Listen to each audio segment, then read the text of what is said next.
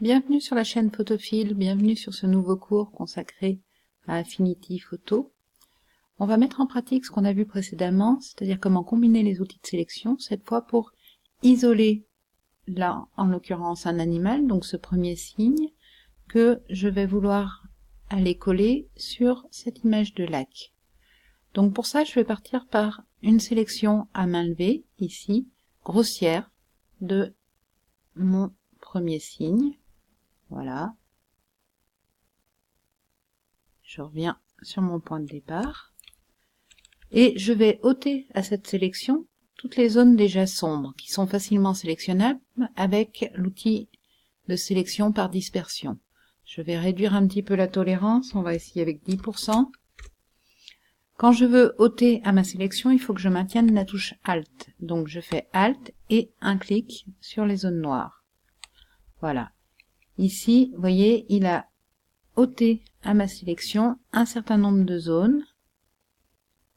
Donc toutes celles-ci, on est bon. Je vais affiner maintenant, toujours au lasso, les zones qui sont encore en trop. Donc je rebascule sur le lasso à main levée. Je maintiens toujours Alt. Je viens supprimer déjà cette zone qui clignote dont je n'ai pas besoin. Ici, je vais venir... Alors là, vous voyez, je pourrais essayer avec la baguette magique, mais ça risque d'être un petit peu compliqué parce que les tonalités sont assez proches. Donc je vais simplement venir longer, toujours en maintenant Alt avec mon lasso.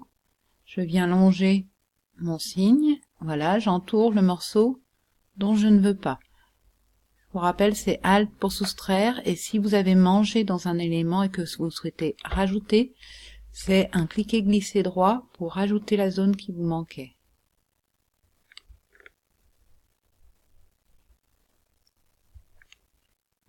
Voilà. Ici, même chose, vous voyez, j'ai un morceau qui n'a pas été enlevé, donc je vais venir longer ici.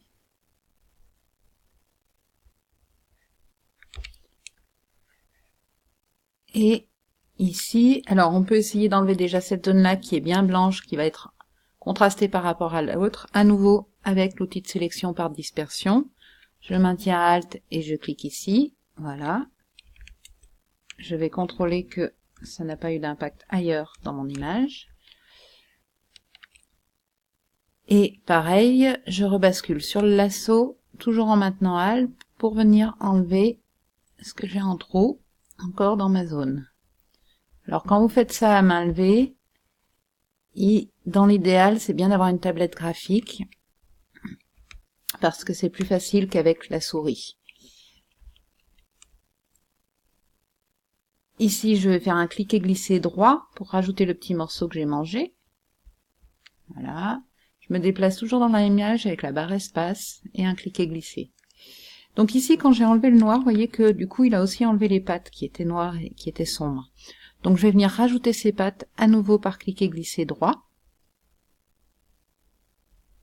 J'entoure, voilà, la zone qui me manque. Et ici,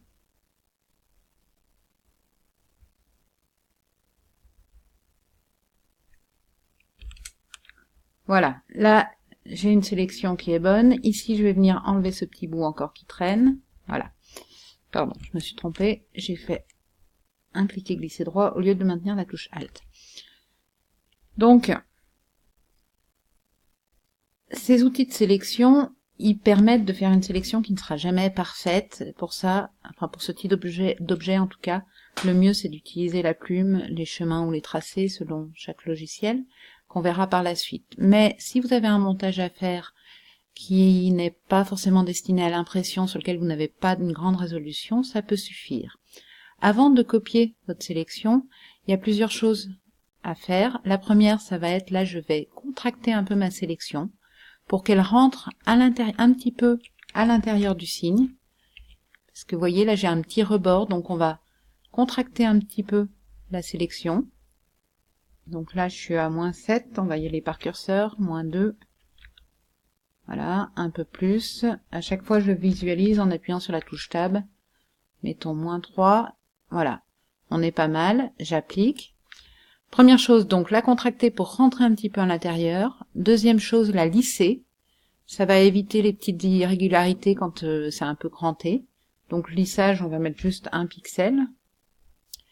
Et la dernière chose, ça va être de faire une sélection, d'appliquer un contour progressif à ma sélection, de manière à éviter un effet de découpage trop net. Donc là, je vais mettre 1 pixel, appliquer. Voilà. À partir de là, j'ai ma sélection, donc je vais appliquer dans l'ordre, hein, dans le menu sélectionner, je l'ai contracté un petit peu, je l'ai lissé et j'ai appliqué un contour progressif. Maintenant, je vais pouvoir la copier, c'est dans édition, copier. Je vais sur mon autre document, ici, et là, je vais dire coller ou CTRL V. Voilà. Vous voyez que ici, quand je sélectionne avec l'outil de déplacement, donc celui-ci, la flèche noire, mon objet, j'ai un certain nombre de poignées qui vont me permettre de redimensionner. Je maintiens majuscule en même temps pour ne pas déformer l'objet. Ou ici, je vais pouvoir faire tourner mon objet. Donc je peux venir positionner comme ça mon signe. Alors, la sélection, encore une fois, n'est pas parfaite, mais sur une image qui ne sera pas sur une résolution trop élevée, elle sera suffisante pour un résultat satisfaisant.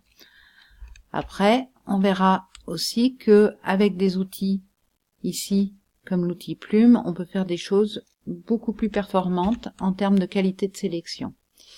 Ici, vous noterez aussi que dans la palette des calques, il a créé un nouveau calque quand j'ai collé, qui contient mon signe. Vous voyez, si je décoche, je visualise le fond uniquement et je coche ce calque pour visualiser celui-ci. Voilà. J'espère que ce troisième cours sur Affinity vous aura plu. Dans les cours prochains, cette fois on attaque les outils de sélection avancés, c'est-à-dire les options qui permettent de sélectionner avec le masque, par exemple quand ce sont des objets flous, ou quand ce sont des objets comme ce signe qui sont nets sur leur contour, avec la plume qui est réellement l'outil parfait pour détourer très proprement vos éléments. Je vous dis à très bientôt sur la chaîne de Photophile. Pensez à vous abonner, pensez à faire passer à ceux de vos amis que ça peut intéresser. Et à bientôt.